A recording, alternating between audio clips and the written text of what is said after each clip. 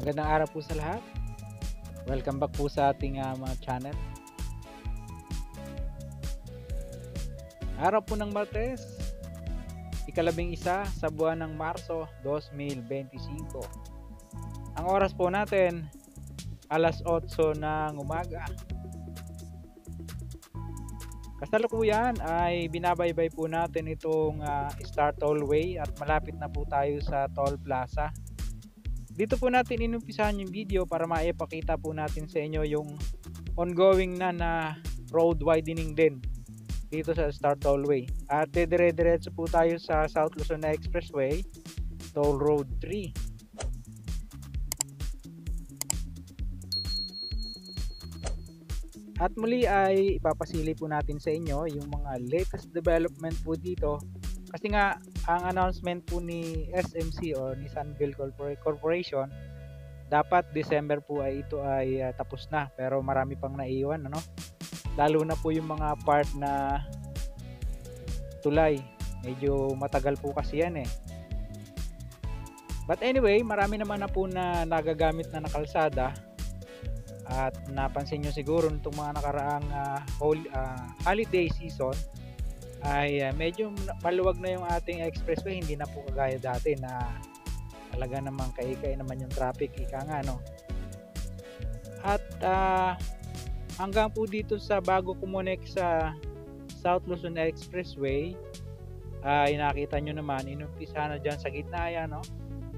Maging yung mga tulay. At ang balita po natin, paglampas po ng Tambu exit papunta po ng Balagtas all the way hanggang dyan sa papunta ng Ibaan hanggang dyan sa Balagtas dito sa Star Tollway ay sementado na po yung gitna niyan, ano? Dito na lang ang hindi sa part natin.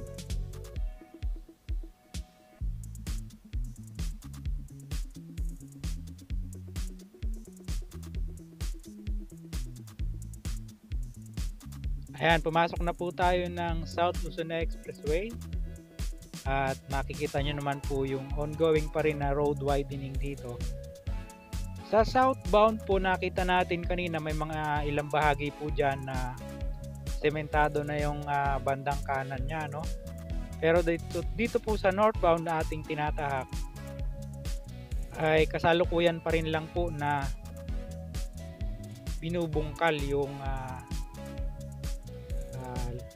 mga gilid nya, no?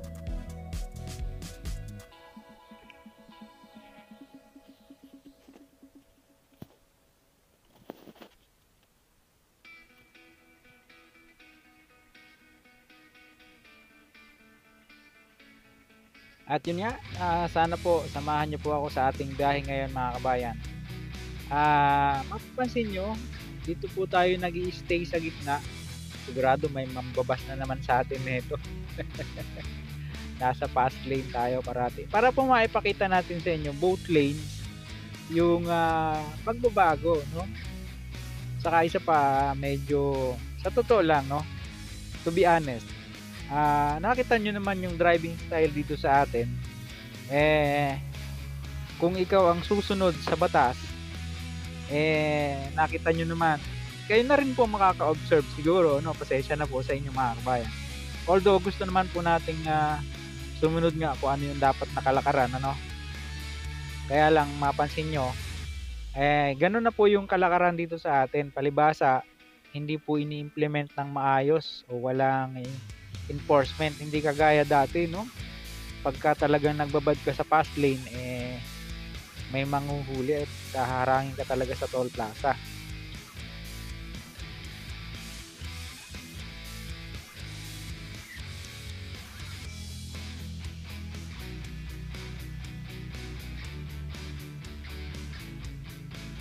Anyway, dito na po tayo sa part ng Calamba. At natatanong na po natin yung overpass bridge na yan naman po yung kukonect sa Toll Road 4 dito po sa Calamba. Yan po ay tatawaging Santo Tomas Interchange. Yan naman po yung Toll Road 4 from dito po sa Calamba papunta po ng Lucena City yan. Yan po yung ongoing na construction ng South Luzon Expressway Toll Road 4. Dito po siya kukonect. Nakita nyo, yan po yung magiging interchange nya. May mga latest mga upload na po tayo dyan dati pa. Pakisundan nyo na lang po sa ating pang mga videos. Hanapin nyo lang po dyan kung maaari. Yan. Para ma-update po tayo. Yan.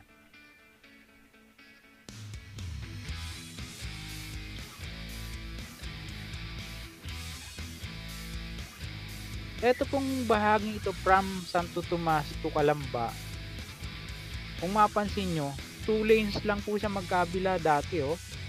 Kaya dito yung kanang bahagi, yan po kasi yung designated sa truck saka sa mga buses. Kaya kung mapansin nyo, napakalubak po niyan. Kung may pasahero ka na VIP, kagaya po natin, hindi mo siya idadaan dyan kapag ka natutulog. O kaya nagre-relax, di ba no? Ito na po yung dating toll plaza. Nakita nyo, napakaluwang na oh.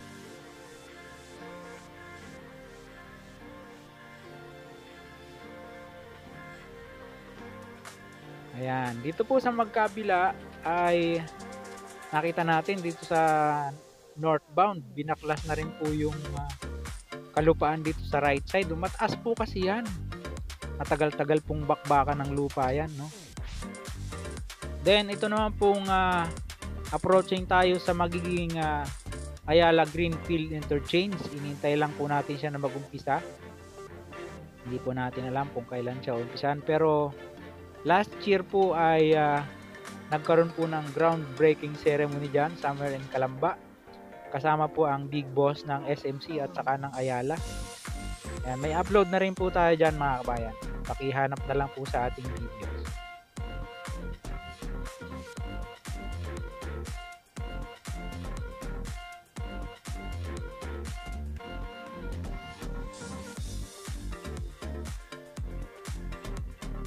Okay, tuloy-tuloy po tayo. May nakikita po tayo mga excavator machine dyan sa right side. At dito po sa part na ito, may mahabang tulay dito na medyo, tingin po natin, medyo mataas yan. Hindi lang po natin siya nakukuhanan pa ng aerial shot eh. Yan nyo po, pag nagkaroon tayo ng pagkakataon. Nasa part na po tayo ng Calamba Interchange.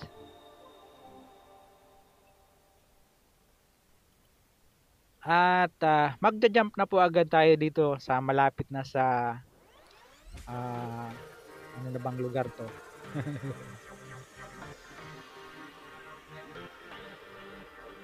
Ayan, parating na po tayo sa dating toll plaza, yung malaking toll plaza dati dito, pero lalampasan po muna natin ata ang Silangan exit, no, interchange.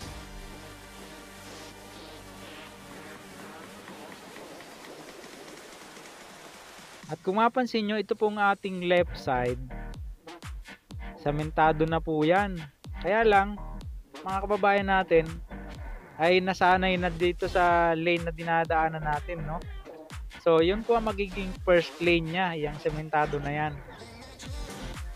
Unfortunately, mga kababayan, medyo maambun-ambun na dahil nakita nyo naman makulimlim ang panahon, ano? According po sa Pag-asa, yan po ay dulot ng shear line, yung pong pagsasanib ng mainit saka malamig na hangin. Yan po ang ating bahagyang nauunawaan yan. Kaya bagaman ngayon ay halos kalahati na ng Marso, medyo makulimlim pa rin, no?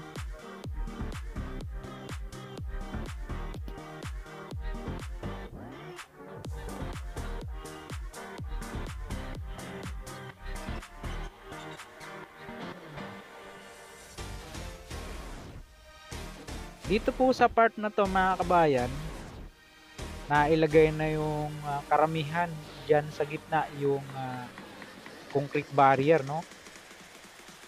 Tapos yung mga poste ng ilaw nandiyan dyan na rin. Meron lang mga part na hindi pa, katulad nito, oh.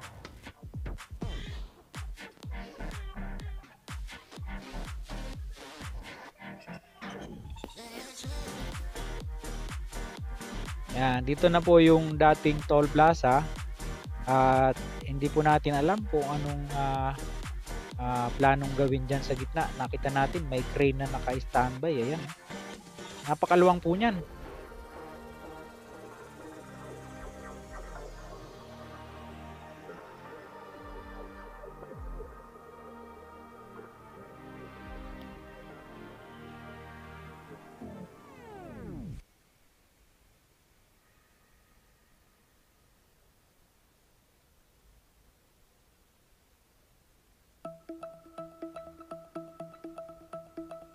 Ayan, dito na po ulit tayo sa gitna para lang maipakita po natin sa inyo yung development nga, ano po. Kagaya po nito, yung pinakang magiging first lane niya, sementado na po siya. Kaya lang, napansin po natin medyo matalbog siya, no? Siguro, lalagyan niya ng asphalt para kuminis-kinis naman.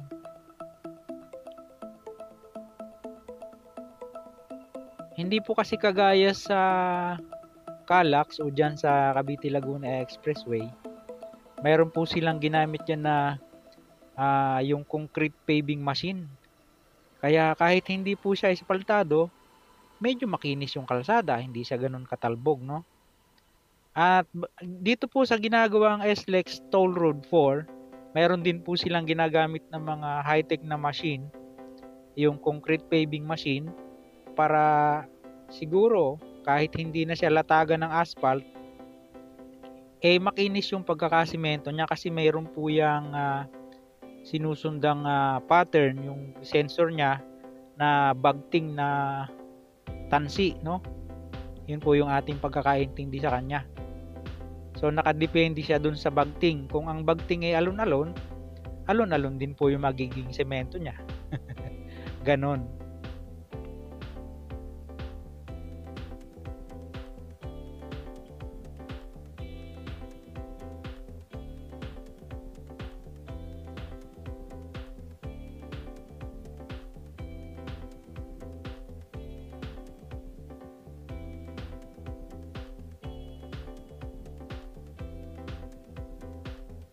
May mga part na hindi pa po pinadadaanan, siguro nasa bahagi pa po ng pagpapatigas ng semento yan. May tawag dun sila eh. Pero may mga part po dito, galing po dito sa Eton City o part ng Kabuyaw hanggang Santa Rosa. Makita nyo mamaya, napakaluwang na yan. Ayan, nag-uumpisa na po rito. Ang katunayan, dumaan po tayo dito sa bagong semento. Sinubukan natin kung ano ba ang pakiramdam. Kaya lang, medyo matalbog. Bumalik tayo dito sa espaltado, mga kabayan. Matalbog talaga siya. Pasensya na kayo.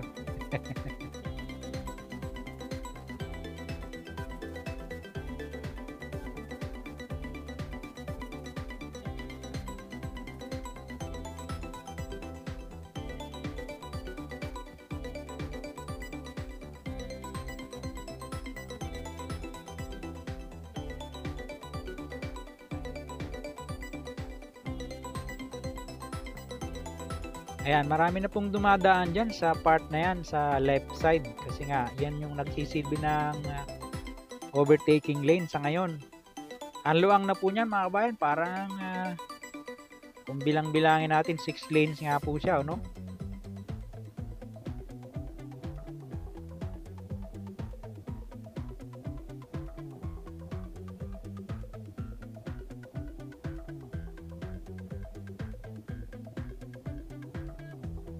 Yun, ganun po dapat talaga yung magiging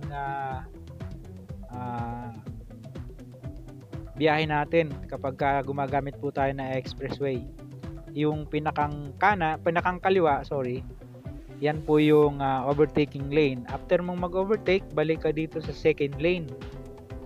At siguro ang magiging designated sa truck, saka sa mga buses at saka sa slow moving vehicles ay yung lane from 3 and 4, 5 hanggang 6, no?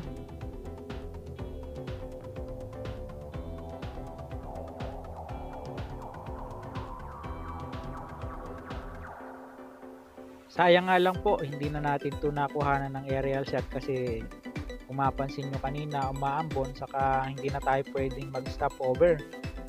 Nakiusap lang ako sa ating bossing na kuhanan to ng video habang bumabiyahe, no?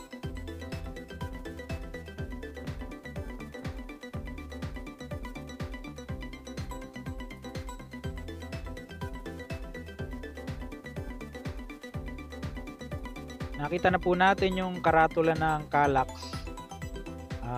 Malapit na tayo sa Santa Rosa. Ayan, Santa Rosa interchange na po yan, nakikita nyo na yan. And then jump na po tayo dito sa Carmona. Ayan, bahagi na po ng Carmona ito. Dito maluwang na rin dito eh. Tapos na po rito. Bago pa man mag holiday season ay tapos na yan. Nakita nyo wala nang gumagawa, no? Hanggang dito sa Southwoods tapos na po yan. Ang mga nakikita po natin na kasalukuyan lang ginagawa yung mismong interchange na, kasi nilinis yung paligid-ligid ng interchange eh. Napakalinis na mga kabayan.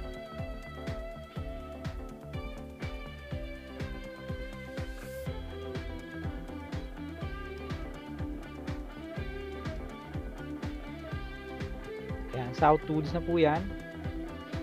Wala nang mga puno, mapansin nyo, malinis na po yan. Doon po sa part ng Mamplasan, hindi na lang po natin siya naipakita sa inyo. Ginawa po siyang tambakan ng buhangin na ginagamit na sa pagko-construct nga nitong SLEX, no?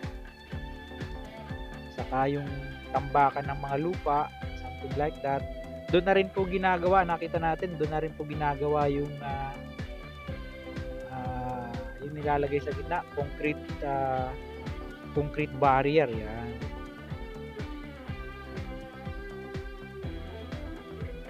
At dito napakaluwang na rin, tingnan nyo naman, no? Dito po walang ginalaw sa gitna, dito lang po sa bandang kanan yung pinaluang nya, no?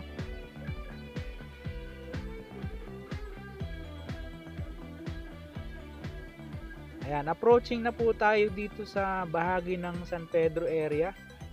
At itong part na ito, hindi pa siya tapos na tapos yung bandang kanan. Ongoing pa po yung mga siguro finishing touches na lang ginagawa nila dyan, no? Kasi ito pong gitna, nakita nyo, ayan, ang luwang-luwang na rin. Kaya lang, nag-aalangan yung iba kasi pagdating dun sa banda unahan, magme-merge ka rin dito. Sa first lane na ito, oh, yan, oh, mapansin nyo.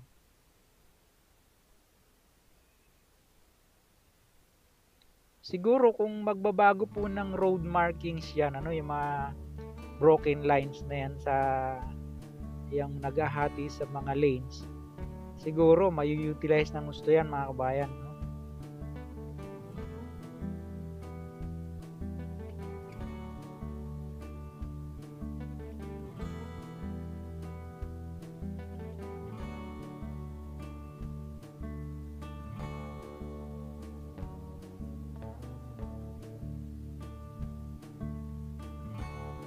Approaching na po tayo dito sa overpass ng Kimberly Clark dito sa San Pedro. At paglampas naman ito na po yung Alaska Mail Corporation nasa right side natin. At yung Monarch Cat naman na nandyan sa kaliwa, yun pong mga heavy equipment, no?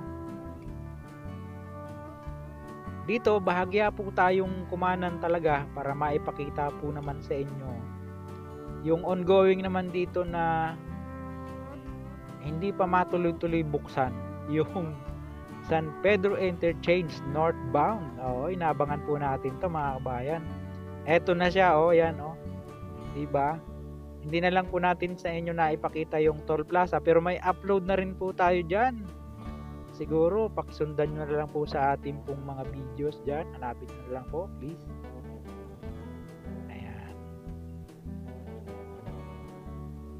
At hanggang Alabang po, paglampas dito sa Susana Heights, ganyan na siya kaluang bago umakyat ng elevated skyway. So yan, hanggang dito na lang po. Maraming salamat po sa inyong pagsama sa ating biyahe. Sa mga ngayon lang po napagawi sa ating pong munting channel, huwag niyo pong kalimutang mag-like at mag-subscribe. Pakipindot po ang notification bell para lagi po kayong updated anytime na mag-upload po tayo ng video. See you po on my next vlog, God willing. Hasta bye bye.